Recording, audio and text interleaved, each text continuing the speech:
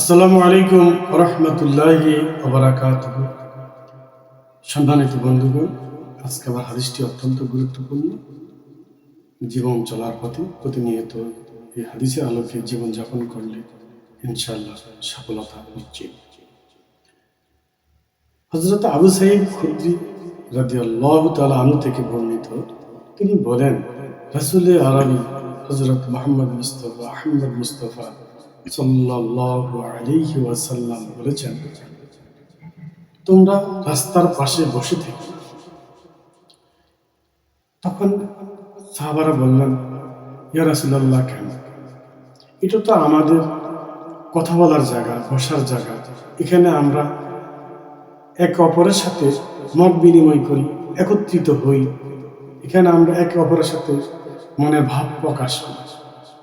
তখন রাসূল পাক সাল্লাল্লাহু আলাইহি ওয়াসাল্লাম বললেন, যদি তোমাদের ওখানে বসতেই হয়, তোমরা যদি ওখানে বসবাই, তাহলে রাস্তার হক আদায় করে বসবে। তখন সাহাবারা বললেন, ইয়া রাসূলুল্লাহ, রাস্তার হক কি?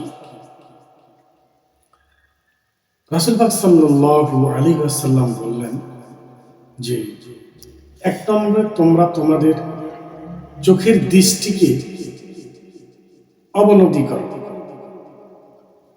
চক্ষুকে তোমরা নিম্নগামী করে রাখো। তৃতীয়ত হলো, মানুষকে কষ্ট দেওয়া থেকে তোমরা বিরত থাকো। তৃতীয়ত, তোমরা সৎ কাজের আদেশ এবং অসৎ কাজের নিষেধ করবে। সহিহ বুখারী 2485 নম্বর। আসসালামু আলাইকুম ওয়া রাহমাতুল্লাহি ওয়া বারাকাতুহু।